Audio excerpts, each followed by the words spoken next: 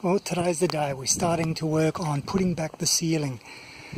There's a couple of things that we're doing. Firstly, you can see here I've got some 50 by 25 1.6mm thick aluminium, and I'll show you what this is going to be used for and how, but effectively it's going to be the bracing rather than using the timber frames. So we've got quite a bit of that. In fact, I'll show you how this is going to be positioned now.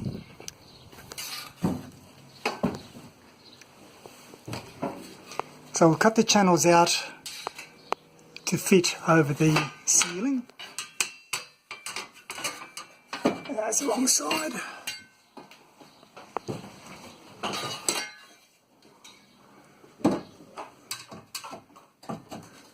So effectively they come up like that. And even though there's a lip here, that doesn't really matter because, as you can see on this here, where the ply goes against here, there's a lip there as well of about the same 1.6mm thick aluminium. So we're going to have the centre all the way through, having this aluminium positioned in. We're going to pop rivet that in, and we're also going to have the same along the entire edge, all the way back through until the end of the behind the cupboard there. So that's all going to be pop riveted in, and we'll do that now and I'll show you the end result. Here we go. Countersunks all the way across and to the back all the way through. So those replace the original timber bits, which, to give you an example, used to go, which one does that fit? That one here. Basically used to go in its place there. Obviously it's not fitting because I've still got a little bit of the insulation there, but it just used to sit there, and the ply which was riveted, as you can see there's a pop rivets, or the remaining, used to hold it in place. So this way we're actually able to also pop rivet across here. So pretty much the same as that, but I think using the aluminium is going to provide us the same support, and also one less thing to rot. Now we have the corner strip done, and you can see how we've got that, how we cut the aluminium in order to fit in this corner here. And it goes to here. Then of course we have this strip here anyway, and then we've added that strip to the end. So I think this should work quite nicely. And it's the other thing too is it's given it a little bit more rigidity as well, because it's a single length. So it's probably good in that sense. Here we have the marine grade plywood, 4mm thick. We're cutting it to width. We've cut it to width at approximately 1200. The sheet, we've cut it down to 112. This is the first one. The first ply in position. So what we're using is the annex poles, some aluminium RHS to hold it all in place with a couple of G clamps. Obviously the side here is still loose, but what we wanted to do is mark the hatch, and so that's all ready for us to pull down. We've also made the little hole over there for the electrics. So yeah, let's cut this off and position it. Alright, hatch is cut out, as you can see, and we've just got things holding in place. What we're going to do here, because it doesn't finish on an RHS, we're going to put something in here, because what we don't want is we don't want that flexing. Even though it's not too bad, if we can put something that runs between those two, then that'll provide a little bit more support.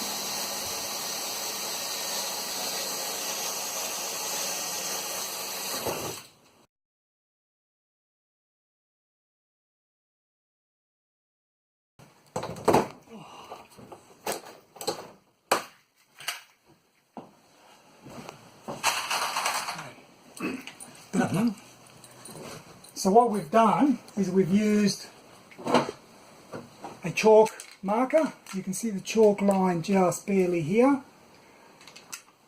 And we've started off with 10 centimetres from the wall and then gone 20 centimetres each. And that is to avoid drilling in where the previous holes were here. So we're basically drilling halfway between the holes now.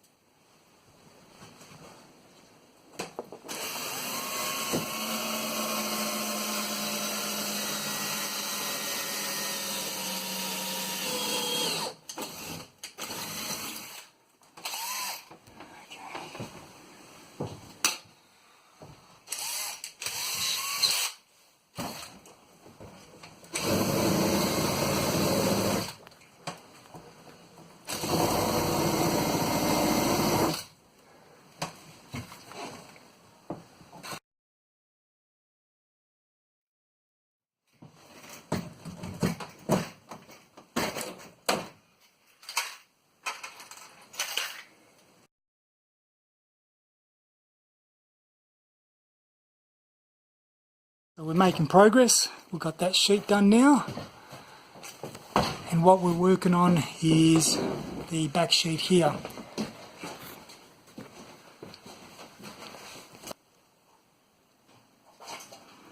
All held in place, ready to cut. And the hatch has also been marked. So here we are, we decided to finish for the day. We've been going for about 5 hours.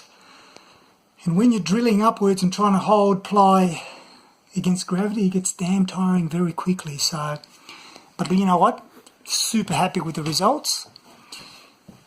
All this angle line that we've put in that I showed you earlier on, stuff here, get the pot rivet there, but all of this stuff here has just managed to maintain the curvature all along the bottom here. Curvature's perfectly fine there against the existing frame rail.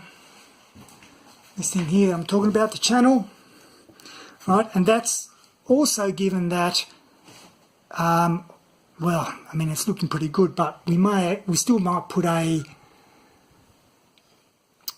trim piece, which means that the trim piece will actually be screwed. You can see the original screw holes here, but the trim piece will screw that up, meaning that it's actually going to give even further support, but can't see any sagging there at all. Just a tiny bit there, a mil if that, half a mil. Now there's issues like here, like obviously a little bit of damage there and so on when you're handling ply.